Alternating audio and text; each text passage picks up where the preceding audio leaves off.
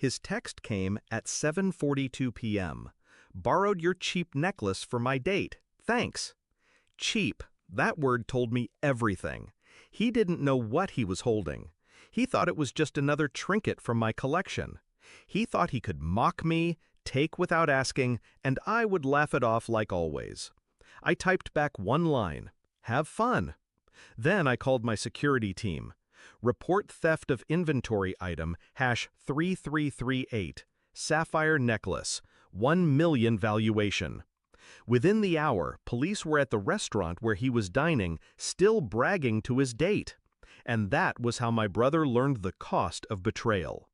We were close once, at least I believed we were. I grew up protecting him, covering his mistakes, lying for him when he stole cigarettes from Dad's drawer or cash from Mom's purse. I thought that's what siblings did, protect each other, no matter what. When our parents died, I took on the role fully. He was reckless. I was responsible. He drank through his inheritance in a year. I invested mine. He crashed cars. I built a company. Still, I never turned my back. I paid his debts. I found him work. I let him stay in my house when he lost his apartment. I told myself I was saving him. But saving someone who enjoys drowning is just another form of suicide. The first betrayal was small, a watch missing from my drawer. He swore he borrowed it, but I found it later in a pawn shop. I forgave him. The second was money from my office safe. He denied it. I forgave him. But the third I didn't forgive. One night, I walked into my study and found him going through my locked inventory. The pieces weren't just jewelry, they were assets, securities disguised as beauty. He laughed when I caught him, drunk and careless. "You've got so much. What's one necklace?" I didn't answer. I just looked at him, and in that silence, my love for him cracked. So when his text came, mocking, arrogant, I knew it wasn't just about the necklace. It was about the years of disrespect, the entitlement he wore like cologne. This time, I wouldn't forgive.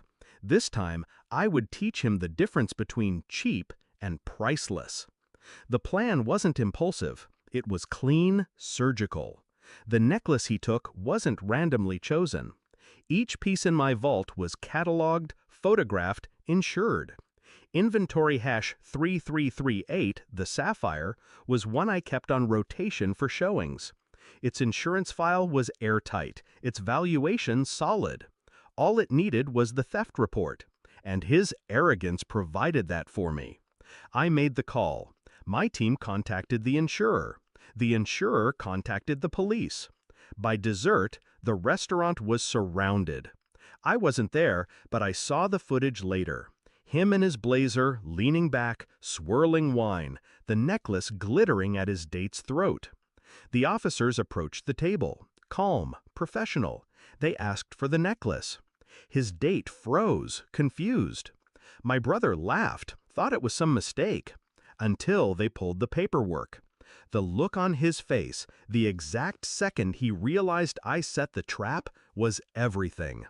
They cuffed him in front of her, dragged him past the waiters, past the diners, past every pair of eyes in the room. And the cameras caught it all. He called me from the holding cell. "You set me up." His voice shook with rage. "No," I said evenly, "you set yourself up. I just gave the truth a little push." "You're my sister." "I was," I answered, "until you made yourself my thief." Silence. Then the line went dead. The fallout was swift. $1 million theft charge isn't something you talk your way out of. His record didn't help. 2 DUIs, unpaid debts, a trail of burned bridges. No one believed it was a misunderstanding. No one believed he was innocent. And I didn't lift a finger to help. Not this time.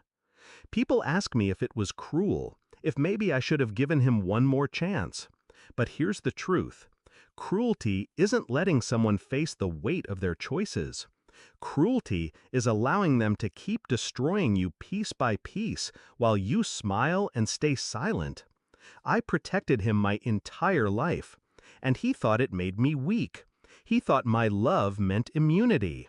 Now he knows better. The sapphire necklace sits back in my vault now, secure, untouched. To anyone else, it's just another jewel. To me, it's justice crystallized. Proof that silence can cut sharper than rage. And when I open that drawer, see its deep blue fire catch the light, I don't think of him as my brother anymore. I think of him as the man who mistook my kindness for stupidity and paid the price. Because in the end, he was wrong about one thing. The necklace was never cheap, but betraying me was.